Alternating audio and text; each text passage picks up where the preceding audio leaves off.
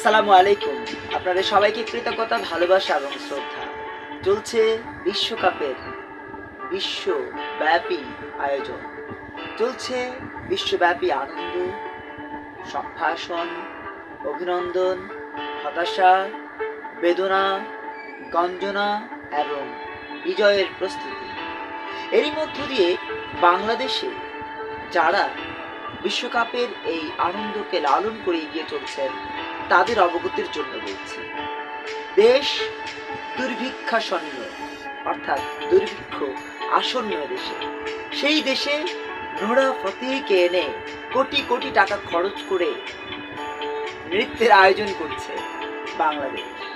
একদিকে মাননীয় প্রধানমন্ত্রী বলছেন আমরা দুর্ভিক্ষের কবলে পড়তে যাচ্ছি, অন্যদিকে তারই নেতাকর্মীরা, তারই বিভিন্ন ধরনের রাজনৈতিক উত্তরসূরিরা চালাচ্ছে অপচয়ের রাম রাজত্ব নির্মাণের চেষ্টা। সত্যিকার অর্থে বলুন তো, বাংলাদেশ গত 51 বছরে কতটা এগিয়েছে? কতটা আমরা আলোর পথে এগিয়েছি? কতটা ভালোর পথে এগিয়েছি? কতটা সত্যিকার অর্থেই দেশের কল্যাণ করেছি?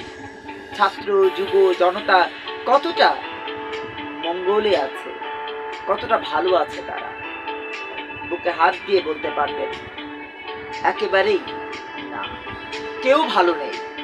দেশের প্রধানমন্ত্রী, মন্ত্রী, এমপি, সরকার দলীয় নেতাকর্মী, সাবেক সরকার দলীয় নেতাকর্মী, বর্তমান বিরোধী দলীয় নেতাকর্মী এবং ধর্ম ব্যবসায়ী, স্বাধীনতা ব্যবসায়ীরা ব্যতীত বাংলাদেশের আমজনতা যারা রয়েছে তারা খুবই কষ্টে দিন যাপন করছে।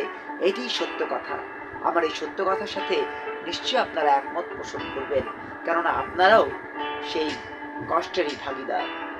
প্রিয় বন্ধুরা, স্বাধীনতা, স্বাধিকার, সার্বভৌমত্ব, ধর্ম, মানবতা, সমাজ, সভ্যতা সবকিছুকে জলাঞ্জলি দিয়ে চলছে দুর্নীতির মহা উৎসব। এই মহা উৎসব থেকে মুক্তির জন্য নতুন ধারা বাংলাদেশ এনডিবি কাজ করছে।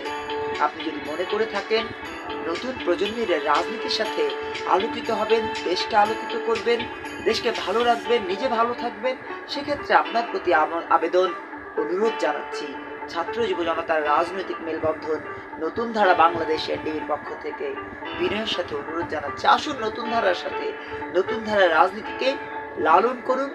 নতুন ধারার রাজনীতির সাথে থেকে অপরাধ দুর্নীতিকে না বলুন, খুন গুমকে না বলুন, ধর্ষণকে না বলুন, অপরাধকে না বলুন এবং দেশকে গড়ে তুলুন বিশ্বের বুকে মাথা উঁচু করে দাঁড়াবার মতো একটি দেশ হিসেবে।